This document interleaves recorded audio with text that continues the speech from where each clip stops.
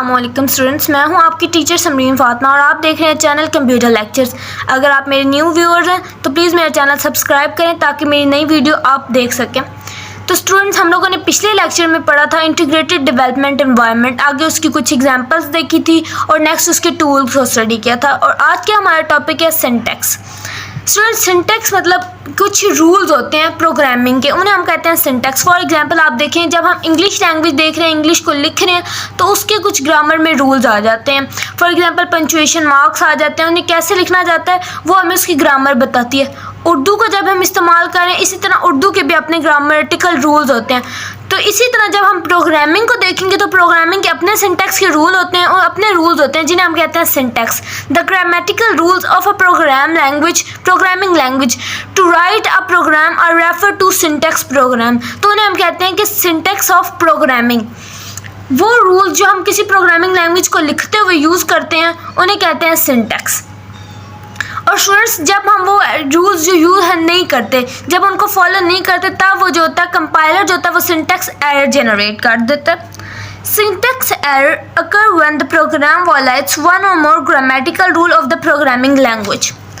Students, हम लोग पढ़े थे सिंटैक्स। तो सिंटैक्स एरर तब जनरेट होता है जब हम सिंटैक्स के कुछ रूल्स को फॉलो नहीं करते, एक या एक से ज़्यादा। जब हमने एक से ज़्यादा रूल को फॉलो नहीं किया तो वो सिंटैक्स एरर जनरेट कर देगा। स्टूडेंट्स, तो अब हम देख रहे हैं नेक्स्ट टॉपिक, रिजर्व वर्ड्स।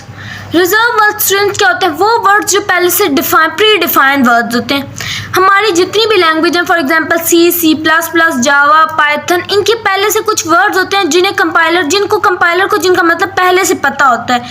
इस तरह के जो वर्ड्स होते हैं उन्हें बोलते हैं reserve words of a language. अब हर लैंग्वेज के, हर प्रोग्रामिंग लैंग्वेज के अपने कुछ वर्ड्स होते हैं। हमारी बुक में सी की लैंग्वेज है तो सी लैंग्वेज के रिजर्व वर्ड्स हैं 32। हमारे पास 32 रिजर्व वर्ड्स की लिस्ट है। ये देखें, ये हमारे पास आ जाते हैं जिसमें auto, volatile, if, else, register, double and float, go to, static, for, struct, do, while, loop, size of enum, switch case and default, constant, int, void. इस तरह के बहुत सारे हमारे पास जो होते हैं। ये 32 वर्ड्स हैं जिन पे हमारी सी लैंग्वेज की, जिन्हें हम सी लैंग्वेज के रिजर्व वर्ड्स कहते हैं। अब इसकी डेफिनेशन हम लोग देखते हैं। स्टूडेंट्स, रिजर्व वर्ड की डेफिनेशन है, every programming language has list of some words that are predefined. Each word has its own specified meaning known to compiler. These words are known as reserve words.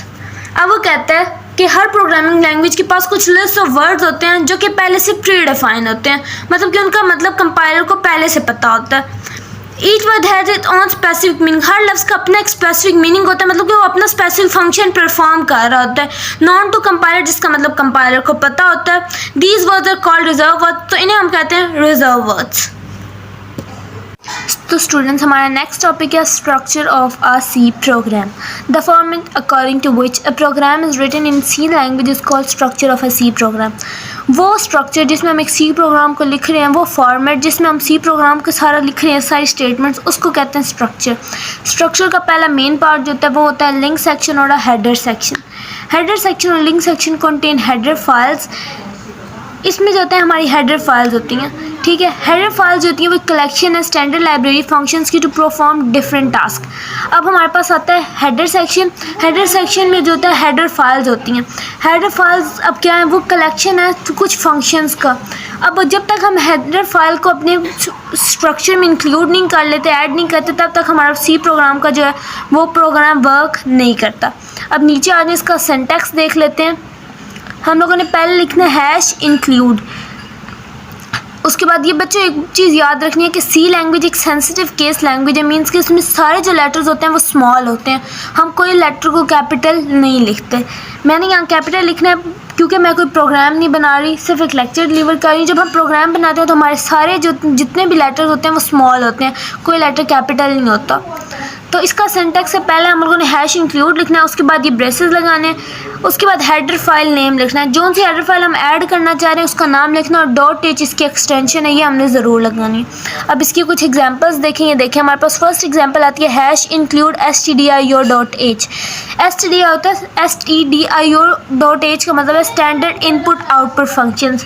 ये हम almost हर जो है function, हर programme से पहले इसको ज़रूर add करते हैं। The stdio.h header file contain information about standard input output functions. ये जो फाइल होती है हेडर फाइल, इसमें सारे जो इनपुट आउटपुट फंक्शंस हैं वो होते हैं। उसके बाद आ गया हैश इंक्लूड math.h। तो math.h में क्या होगा जी, इसमें मैथमेटिकल फंक्शंस होंगे। इसके नाम से ही जाहिर हो रहा है कि ये मैथ के फंक्शंस को परफॉर्म करेगा। The header file contains constant and functions to perform mathematical operations.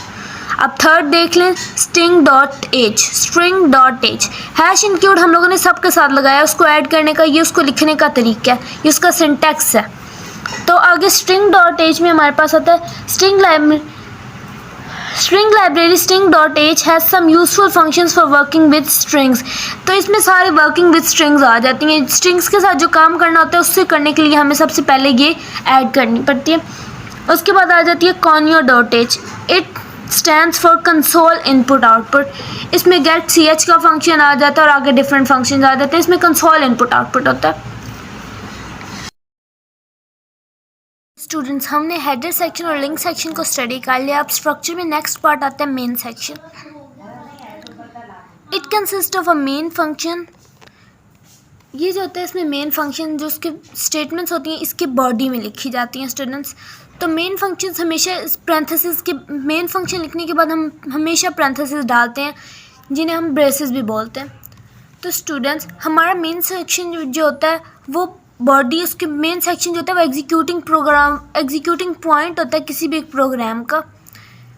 Every program must contain a main function and it is the starting point of execution. हर प्रोग्राम में एक मेन सेक्शन ज़रूर होता है और ये स्टार्टिंग पॉइंट होता है एग्जीक्यूशन का। When a C program executed the control goes directly to the main function. जब भी सी प्रोग्राम जो होता है एग्जीक्यूट करता है, जो कंट्रोल होता है वो हमेशा जो होता है वो उसके पास चला जाता है, मेन फंक्शन के पास। अब हम इसका जनरल स्ट्रक्चर देख लेते हैं। हम लोगों ने पहले पढ़ा कि हमेशा हम लोगों ने कोई ना कोई हेडर फाइल जो होती है वो इंक्लूड करनी होती है। तो हम लोगों ने देखें पहले stdio.h को ऐड किया, फिर उसके बाद void main हम लोगों ने लिख लिया। स्टूडेंट्स, हम टर्बो पढ़ रहे हैं तो उसमें void लिखते हैं। अगर आप डेव पढ़ेंगे, डेव पे काम करेंगे प्रोग्रामिंग, तो void लिखने की कोई ज़रूरत नहीं आती। आगे हमने ये पैरेंथेसिस डाल दी और ये कर्ली ब्रेसेस के अंदर इसकी ये बॉडी स्टार्ट होगी, ये कर्ली ब्रेसेस के अंदर तो प्रोग्राम स्टेटमेंट्स लिख देंगे। वो डिफरेंट स्टेटमेंट्स हो सकती हैं।